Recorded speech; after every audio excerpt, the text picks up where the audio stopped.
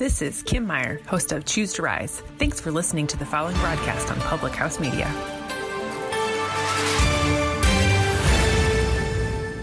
Hi, this is Emily. This is Lindsay. And this is Elizabeth, co-hosts of Beauties and Headcanons here on Public House Media. Thanks for listening to the following broadcast on Public House Media. Once you are done with this episode, we hope you'll come check out our show, Beauties and Headcanons, where we talk nerdy to you about fandoms, fan fiction, and all pop culture for nerds that you can think of. A new show comes out every Friday. Don't forget to subscribe on iTunes so you never miss an episode of Beauties and Headcanons. Thanks again for checking out the following broadcast on Public House Media. Our verse of the day comes from Colossians 3:13. Bear with each other and forgive whatever grievances you may have against one another. Forgive as the Lord forgave you.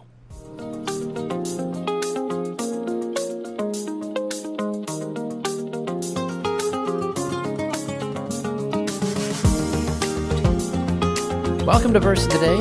I'm Baxter Colburn. Thanks for joining me. I'm so thrilled that you're here for another episode. Today we are diving into the book of Colossians, and before we get into it, I want to remind you that the show is available on publichousemedia.org. It's also available on Apple Podcasts, Spotify, iHeartRadio, really anywhere that you can listen to a podcast, you can find Verse of the Day. I'm thrilled that you're here today. Let's embrace what God has to tell us through our verse.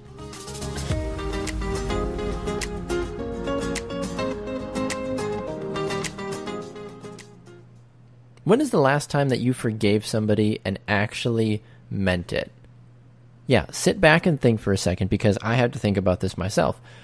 When is the last time that when you said, I forgive you, that you actually meant it and you weren't just going through the motions of that quote-unquote forgiveness? See, when we quote-unquote forgive somebody, we are supposed to completely and utterly forgive whatever transgression, whatever sin, whatever hurt may have occurred against us, and we're supposed to leave it alone and walk away. But how often do we actually do that? Because more often than not, folks will forgive and not forget. They will forgive kinda, but if you bring it back up again in a couple of months, all of a sudden they're all hot under the collar again, and whatever forgiveness they may have bestilled upon you is no longer there. See, we are challenged all the time with forgiveness. We have to deal with forgiveness in our families, in our marriages, with our kids, with our siblings, with our parents, possibly with your friends. You always are asking for forgiveness because maybe you are always late to your Tuesday morning work meeting, or maybe you missed your Wednesday night cycling class because something came up at work, so you had to apologize and ask for forgiveness. Maybe it's something more huge than that. Maybe you mishandled money and it damaged your marriage. Maybe you forgot to pay the bills. Maybe, whatever it might be, it's a lot bigger than just a, oops, I'm sorry, I forgot to buy you coffee this morning. See, forgiveness is something that is modeled perfectly by Jesus and by God our Father. You read this verse, and the final sentence is what really drives home this entire verse, which really just drives home what almost being a Christian is, right? Forgive as the Lord forgave you. Do you know how hard that is to do? First of all, we can't forgive the way the Lord has forgiven us because the Lord, our God, is perfect, and therefore it has perfect forgiveness. We as sinful, fallen humans cannot ever offer perfect forgiveness. So this can be challenging for people to forgive the way the Lord forgives. But this is important because you read the first part, bear with each other and forgive whatever grievances you may have against one another. There are a couple people in my life that I have struggled to forgive because of whatever situation may have brought me to that point. There was people in college that I would struggle to forgive, that I still maybe haven't fully forgiven. There are family members that I've struggled to fully instill full forgiveness on based on events that maybe have taken place throughout the course of my life. See, for me, it's a gut check reading this verse because forgiveness isn't just handed out. I feel like forgiveness must be earned. And if I want to forgive somebody, I want to know that it's a transactional forgiveness relationship. Because if you forgive someone that is a non-believer, does the forgiveness really even matter? I personally, I need that closure that the other person that I may have wronged in the situation is at the point where they can say, hey, you know what? I get it. I'm sorry. Also, let me fully forgive you and accept your apology.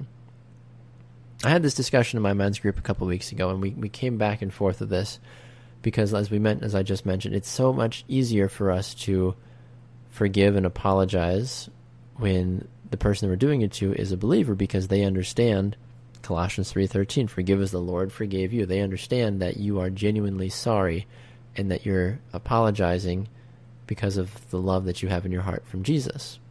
When you try to apologize to a non-believer, I feel like I'm always left wanting more, and I feel like my apology and my plea for forgiveness doesn't almost really matter at all. And that's frustrating, and it makes you feel like you almost did more damage than you actually did in that situation. So when you are doing forgiveness and you're giving it out, make sure that you understand what the end game might be, because there are going to be times where you know the right thing to do is to forgive that person.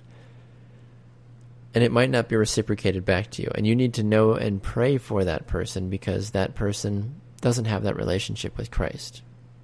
So I encourage you, as you go about this week, as you try to figure out what might be areas of your life that you need to pass along forgiveness to. Is it a coworker? Is it someone at your work? Is it someone at your church?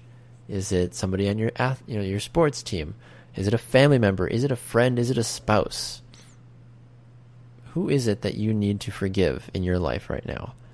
Are you willing to make the needed sacrifices and the needed changes to forgive that person, so that way you can move forward and find that perfect happiness that you so desperately desire in your life?